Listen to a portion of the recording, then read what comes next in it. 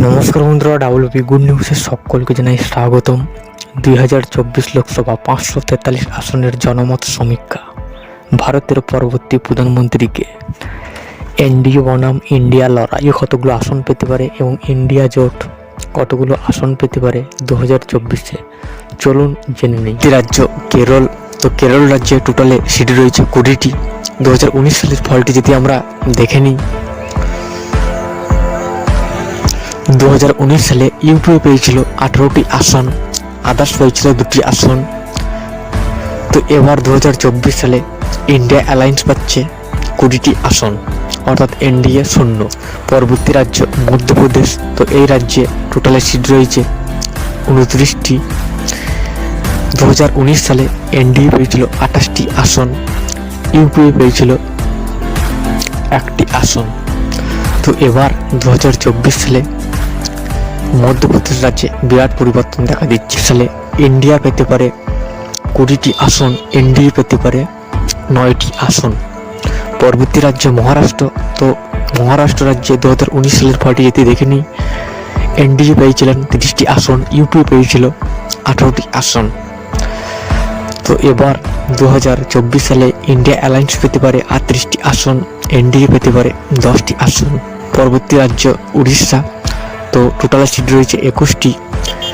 তো গতবার অর্থাৎ 2019 সালে এনডিএ পেয়েছিল 2টি আসন, আদার্স পেয়েছিল 19টি আসন। তো এবার 2024 সালে ইন্ডিয়া অ্যালায়েন্স পেতে পারে 1টি আসন, এনডিএ পেতে পারে 1টি আসন, আদার্স পেতে পারে 19টি আসন। পরবর্তী রাজ্য পাঞ্জাব। পাঞ্জাব রাজ্যে টোটাল সিট রয়েছে 13টি। 2019 সালের ফলটি যদি দেখে নিই, তো পাঞ্জাব রাজ্যে 2019 সালে ইউপি পেয়েছিল 10টি আসন, এনডিএ পেয়েছিল 3টি আসন। তো এবার 2024 সালে ইন্ডিয়া অ্যালায়েন্স পেতে পারে 12টি আসন, আদার্স পেতে পারে 1টি আসন। পরবর্তী রাজ্য তেলেঙ্গানা। তেলেঙ্গানা রাজ্যে টোটাল সিট রয়েছে 17টি। 2024 সালে এনডিএ পেতে পারে 2টি আসন, আদার্স পেতে পারে 7টি আসন, ইন্ডিয়া অ্যালায়েন্স পেতে পারে 7টি আসন। উত্তরপ্রদেশ। উত্তরপ্রদেশ রাজ্যে টোটালে সিট রয়েছে 80টি। তো গতবার 2019 সালে ভালো ফল করেছিল এনডিএ। এনডিএ আসন পেয়েছিল 60টি, ইউপি পেয়েছিল 18টি এবং আদার্স পেয়েছিল 2টি। তো এবার 2024 সালে বিরাট পরিবর্তন দেখা দিচ্ছে উত্তরপ্রদেশ রাজ্যে। এনডিএ পেতে পারে 40টি আসন, ইন্ডিয়া পেতে পারে 30টি আসন, আদার্স পেতে পারে 5টি আসন। পরবর্তী রাজ্য ওয়েস্ট বেঙ্গল। তো এই রাজ্যে টোটালে সিট রয়েছে 42টি। গতবার 2019 সালে এনডিএ পেয়েছিল 18টি আসন, ইউপিএ পেয়েছিল 20টি আসন। এবার 2024 সালে ইন্ডিয়া অ্যালায়েন্স পেতে পারে 38টি আসন, এনডিএ পেতে পারে 4টি আসন। ও তামিলনাড়ু রাজ্য। 2019 সালে তামিলনাড়ু রাজ্যের ফলটা যদি দেখে নিই, তো তামিলনাড়ু রাজ্যে টোটালে লোকসভার সিট রয়েছে 39টি এবং 2019 সালে ইউপিএ গঠন হয়েছিল। তো আপনারা সকলেই জানেন, অর্থাৎ বর্তমানে কিন্তু ইন্ডিয়া অ্যালায়েন্স নামে পরিচিত। তো ইউপিএ 2019 সালে এই তামিলনাড়ু রাজ্যে আসন পেয়েছিল 30টি এবং এনডিএ পেয়েছিল 9টি আসন। তো 2019 সালে অনেকটাই শক্তি বৃদ্ধি ছিল, অর্থাৎ তামিলনাড়ু রাজ্যে ইউপিএ। তো এবার 2024 সালে ইন্ডিয়া জোট অর্থাৎ ইন্ডিয়া অ্যালায়েন্স পাচ্ছে 33টি আসন এবং এনডিএ পাচ্ছে 6টি আসন তামিলনাড়ু রাজ্যে। পরবর্তী রাজ্য অন্ধ্রপ্রদেশ। অন্ধ্রপ্রদেশ রাজ্যে 2019 সালে ইউপিএ পেয়েছিল 5টি আসন, অর্থাৎ এনডিএ পেয়েছিল 0 আসন, অর্থাৎ কোনো খাতা খুলতে পারেনি, এবং আদার্স পেয়েছিল 20টি আসন, অর্থাৎ এই রাজ্যে 25টি সিট রয়েছে। এবার 2024 সালে ইন্ডিয়া জোট পেতে পারে 5টি আসন, এনডিএ পেতে পারে 1টি আসন, আদার্স পেতে পারে 19টি আসন। পরবর্তী রাজ্য অরুণাচল প্রদেশ। তো 2019 সালে অরুণাচল প্রদেশ রাজ্যে এনডিএ পেয়েছিল 1টি আসন, ইন্ডিয়া পেয়েছিল 1টি আসন।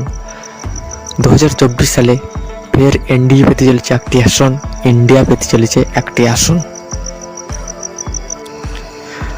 পরবর্তী রাজ্য আসাম।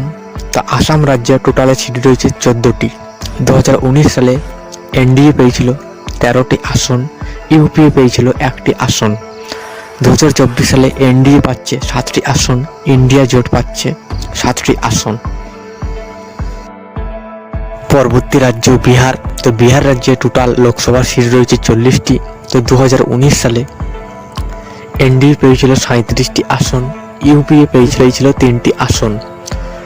তো এবার বিহার রাজ্যে এনডিএ পেতে পারে 15টি আসন, ইন্ডিয়া অ্যালায়েন্স পেতে পারে 25টি আসন। পরবর্তী রাজ্য চণ্ডীগড়। চণ্ডীগড় রাজ্যে সিট রয়েছে 1টি। 2019 সালে এনডিএ পেয়েছিল 1টি আসন এবং ইউপিএ পেয়েছিল 0 আসন। তো এবার 2024 সালে চণ্ডীগড় রাজ্যে এনডিএ পাচ্ছে 1টি আসন। পরবর্তী রাজ্য ছত্তিশগড়। তো ছত্তিশগড় রাজ্যে টোটালে সিট রয়েছে 11টি। 2019 সালে এনডিএ পেয়েছিল 11টি আসন এবং ইউপিএ পেয়েছিল 0 আসন, অর্থাৎ ইউপিএ কিন্তু খাতা খুলতে পারেনি 2019 সালে। তো এবার 2024 সালে এনডিএ পাচ্ছে 3টি আসন, ইন্ডিয়া অ্যালায়েন্স পাচ্ছে 8টি আসন।